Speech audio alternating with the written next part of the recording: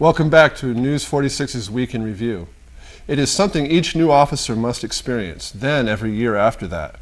The 6 cadets going through training at the Nye County Sheriff's Office had a tough day this last week after being tased, then shot at with tear gas pellets and pepper sprayed.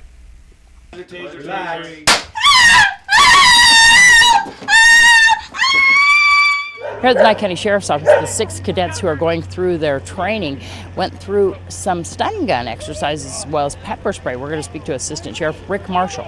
Today is our electronic control device. Most people recognize it as TASER, and our oleoresin capsicum OC training.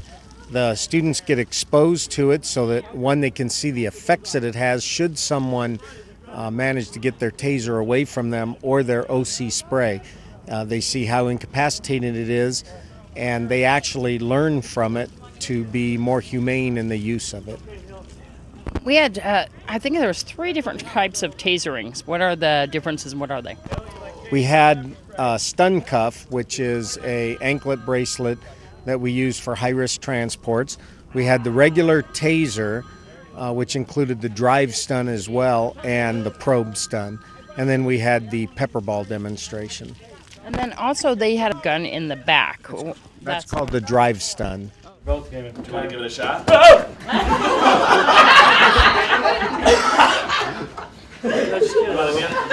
on, let's hear verbalization. Come on, Conley. Wait! Get it down. Let's go down. Get your hands under. Don't Get your hands under. Don't let him get him, Conley. Ready? Get your arms, sir. Come Get on. your arms. Verbalize. Give me your arms. God, I hate that thing. A lot of times we'll have suspects that will clam up, put their arms underneath them, not cooperate.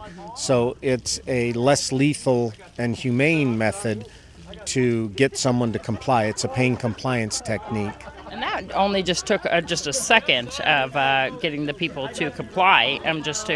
Discharging that just only took a second. That's correct. It's very painful, and people want to comply real quickly. And so the cadets kind of had their choice of which one that they could choose. Did many of them use the one with the gun that actually has the, what are they called? They're called probes. Yes, about half of them chose the probe stuns, and the other half chose what we call the alligator clip stuns, which is you just hook 2 alligator clips up on different parts of the body, and it creates a circuit. And we had Detective Brokowitz deploying these. Yes, he's one of our TASER instructors. And so we're outside right now, and I can see that the cadets are, Heather Trumbull, Deputy Heather Trumbull is helping them with the water there. They just got the OC. What does this consist of?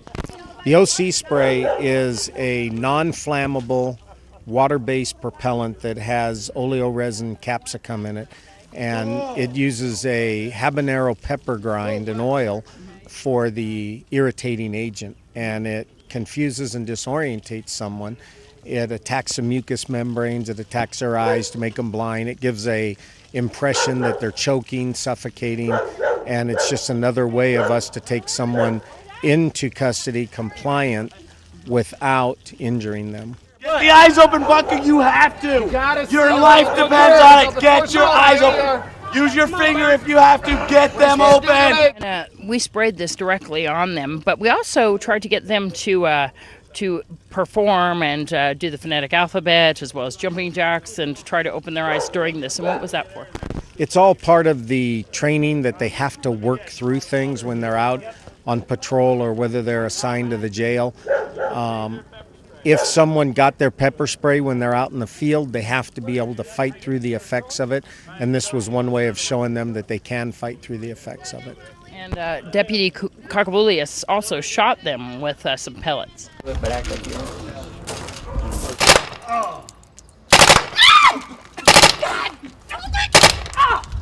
Oh, yeah! Oh, yeah! Ah!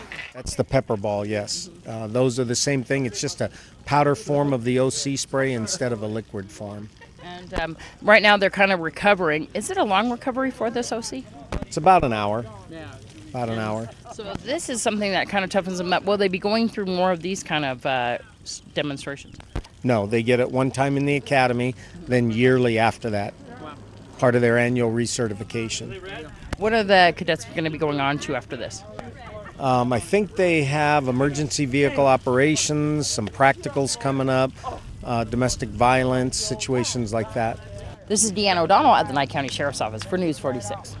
You can't see him. You've got to see him. You've got to survive this. Get your eyes open. With his legs. A vehicle that caught fire Thursday afternoon almost caught a convenience store on fire as well. Nye County Sheriff's deputies and Pahrump Valley Fire and Rescue were dispatched to a vehicle fire at the corner of Leslie and Irene Streets at a convenience store, Coyote Corner, late yesterday afternoon. Upon arrival, firefighters found a well-developed vehicle fire in the engine compartment of this car. For precautionary measures, Fire Chief Scott Lewis upgraded the call to a structure fire because the vehicle was in direct contact with the structure. Upon preliminary investigation, it was found that the fire actually turned the starter on this vehicle, which caused the car to impact the structure. The vehicle was originally parked in a regular parking space, but because of contact with the structure, firefighters did check for extensions. There was no further extensions. Pahrump Valley Fire and Rescue conducted the investigation. This is Deanna O'Donnell for News 46.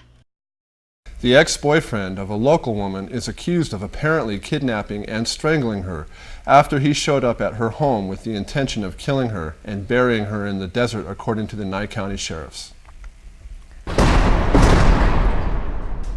On Thursday, deputies were dispatched to a report of an open door at a residence on Jacaranda. Upon arrival, they met with a friend of the victim who stated that the victim was missing. Deputies searched the residence and found the victim's keys and purse. Also, the victim's vehicle was still parked in the front yard. The victim's friend stated that the victim has been having problems with her ex-boyfriend, identified as 33-year-old Leslie Villa. When deputies were on scene, they saw Villa's vehicle drive by the residence, and they were able to conduct a traffic stop on it. Villa immediately informed them that the victim was in the hospital due to her falling down. Deputies responded to Desert View and found the victim in the emergency room with several injuries. Investigation revealed that Leslie Villa showed up at the victim's residence to talk to her. When she opened the door and asked him to leave, Villa forced the door open and started beating the victim. She tried several times to get away, however she could not.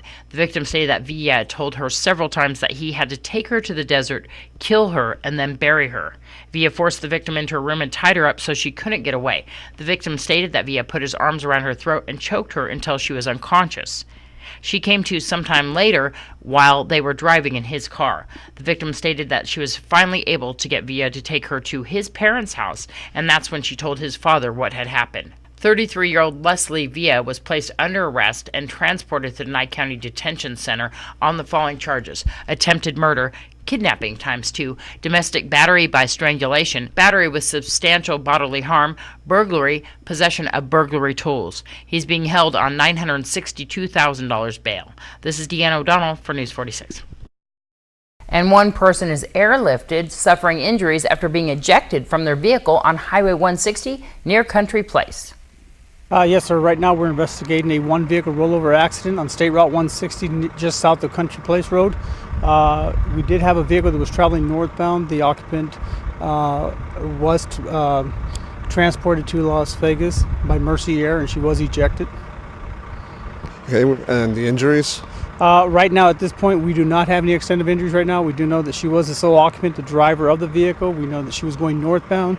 She went off the right-hand side shoulder, and she overcorrected, causing the vehicle to travel across the across the north and southbound travel lanes.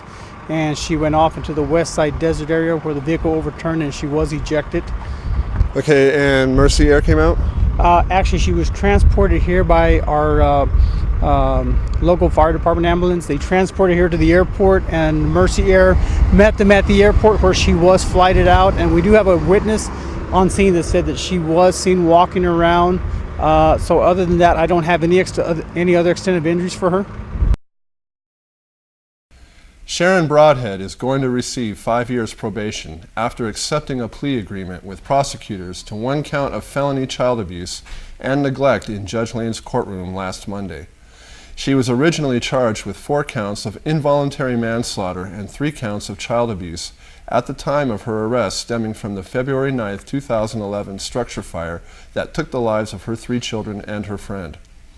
Broadhead was arrested by Nye County Sheriff's detectives 3 days after her sons, 18-month-old Elliot Broadhead, 4-year-old Zachary Broadhead, 5-year-old Brandon Michael Smith, and friend Crystal Smiley, who was 24, died in the fire on Prospector Lane.